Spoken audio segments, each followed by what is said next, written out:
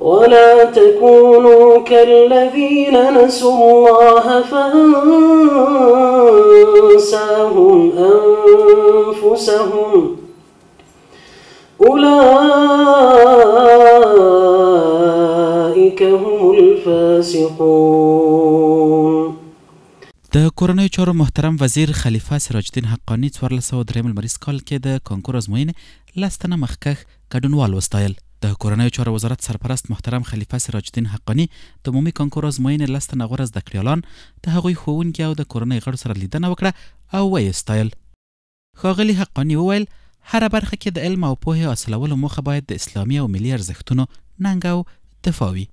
اوس وخت کې ډېر مغرض خلک دا بیانوي چې عصري او دیني علومو په منځ کې یو توپیر راولي.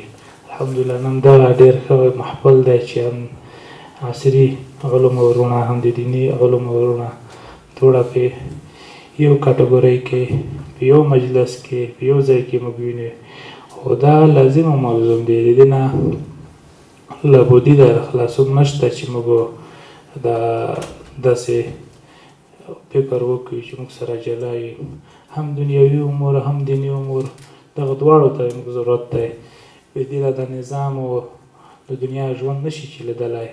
خلیفه صاحب د خپلو خبرو په ترڅ کې زیاته کړه یرغلګرو په خپل راتګ سره ډېر هغه څه تر سوال لاندې راوستل چې زموږ په ملي هویت پورې یې اړه درلوده او اوس باید په ګډه کار وکړو او هغه څه صیقل کړو چې یرغلګرو د خپلو بدو پالیسیو له کبله زنګالوده کړي وو. د افغانستان ملي اسلامي ارزښتونه چې کوم دي د یرغلګرو د استعمار له وجې دومره متضرره شول چې موږ نن خپل افغانستان خلک چې کوم یو د خپل ملت خلک چې کوم یو د موږ هغه ملي او اسلامي اساسات چې کوم دي مقدسات چې کوم دي هغه دومره بدنام کړو چې نام یې نشو اخیستی. یو بېلګه مثال یې ما وویل چې په افغانستان کې اربکی چې کوم و دا یو ډېر معزز مقدسه هغه وه او کلمه وه.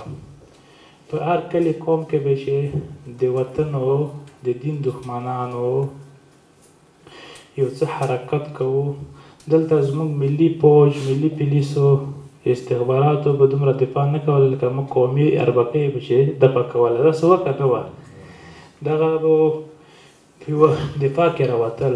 یرغلګرو څه وکول، دغه اربکی داسې بدنام کړو چې نن څوک د اربکي نام اخیستی شي چې د نام یې واخلې سړي دماغ ته څه ورځي، وحشت ورځي، اهانت ورځي، سپکه بېعزتي ورځي. خلیفه صاحب ځوانانو ته په خطاب کې وویل د خپلو اسلامي او ملي ارزښتونو په کلکه ساتنه وکړئ، له سیاسي لومو او اختلافي مسایلو څخه ځانونه لرې وساتئ، د زده کړو پر وخت خپل هدف ته ډېره پاملرنه وکړئ تر څو د دین او هیواد خدمت ته جوګه شئ. الحمدلله هغه ملي اسلامي ازادي تاسو په لاس کې لرئ.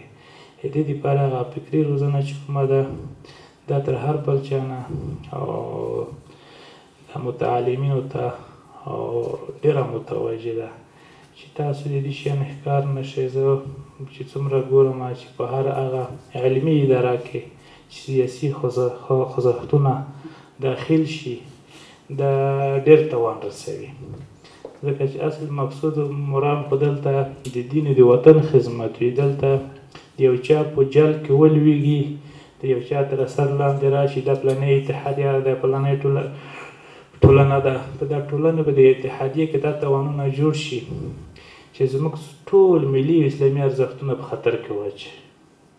دغه راز د یادې ازموینې مخکښو ګډونوالو د هغو ښوونکو او کورنیو د دغې ستاینې او هڅونې په موخه د کورنیو چارو وزارت له رهبرۍ څخه مننه وکړه او د اسلامي امارت له مشرانو یې وغوښتل چې د پوهنې په برخه کې لا ملاتړ وکړي. اجازه راکړئ چې د کورنیو چارو وزارت څخه مننه او قدرداني وکړم چې سره له دې مصروفیاتو موږ ته یې وخت راکړ او دا ناسته یې رابرابره کړه او همدارنګه له دوی څخه مننه چې موږ ته یو داسې د امن فضا برابره کړې چې موږ کولی شو په ښه ارامه او اطمیناني توګه خپلو مکتبونو مدرسو او پوهنتونونو ته لاړ شو. په پای کې خلیفه صاحب دغو 10 تنو غوره زده کوونکو ته یو شمېر ډالۍ هم ورکړې.